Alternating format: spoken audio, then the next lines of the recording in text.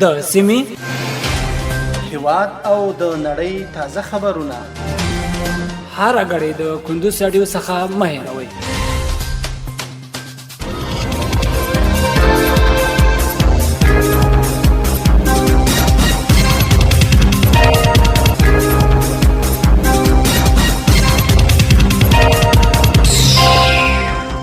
السلام علیکم. د کندوز رادیو درنو اوریدونکو ستړي مشئ. پام وړم د کندوز رادیو څخه د دې ساعت تازه او مهم وروستي خبرونه ته. نن پنځشنبه د دلویا د سلواغې 19 د 2023 میلادي کال د فبرवरी میاشتې 8 نیټې سره سمون لري. روانه خبري غړې درته زه سر احمد سایل وړاندې کوم. خو په سر کې هم د څو مهمو خبرونو سرټکی.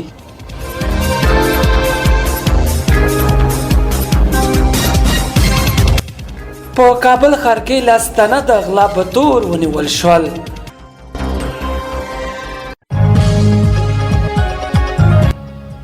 زابل کې د لوړ تناش تلفاله شوه.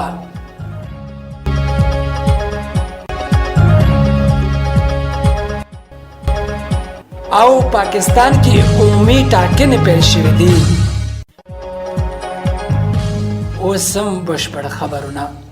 په کابل ښار کې لاستانه د غلا په تور ونیول شول. امنیتي سرچینو په پلازمینه کابل ښار کې د غلا په تور د 10 کسان د نیول کېدو خبر ورکړی دی. د کابل امنیه قومندانۍ د یوې خبرپاڼې په خپرولو سره ویلي چې یاد کسان د ښار اړوند د 11 امنیتي حوزې په مربوطاتو کې نیول شوي دي. سرچینې زیاته کړي چې د نیول شوي کسانو له ډلې څخه 6 تنه د موټرو، 3 تنه د دوکانونو او 1 تن د موبایلونو د غلا په تور نیول شوی دی. په خبرپاڼه کې هم دارنګه ویل شوي چې له نیول شوي کسانو سره 3 موټر، 2 توپمانچې او 3000 امریکایي ډالر هم د امنیتي ځواکونو لاسته ورغلي دي. د یادونې وړ ده چې امنیتي ځواکونه تر دې وړاندې هم ګڼ شمېر کسان د بېلابېلو جرمونو په تور نیولي او د قانون منګول ته یې سپارلي وو.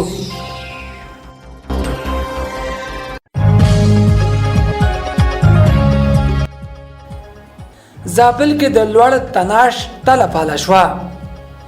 د زابل د ټولګټو ریاست مسؤلین د دغه ولایت په مرکز کلات کې د کابل کندهار په لوی لارې باندې د 1.5 میلیون افغانۍ په لګښت د وزن کنټرول تلې د نصب کولو خبر ورکوي.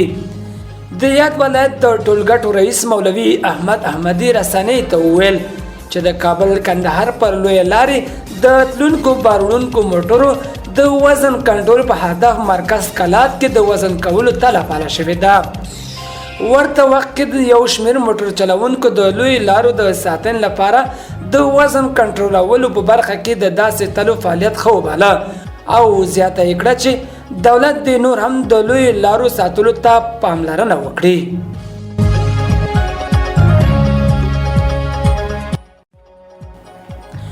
درنو اوریدونکو، په خبري سرویس کې اوس هم یو بهرنی خبر.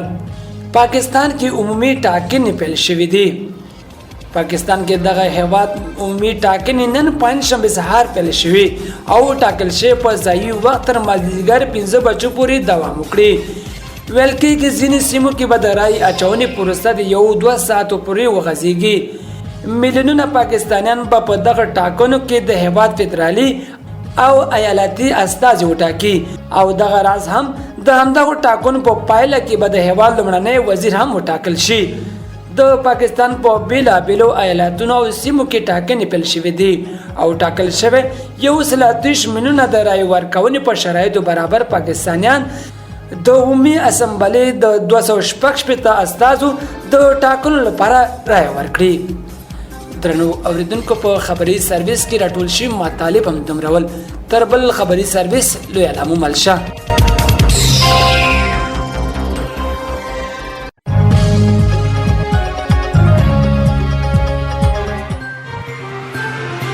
د سیمې هیواد او د نړۍ تازه خبرونه هر غړي د کندوز رادیو څخه مه هېروئ.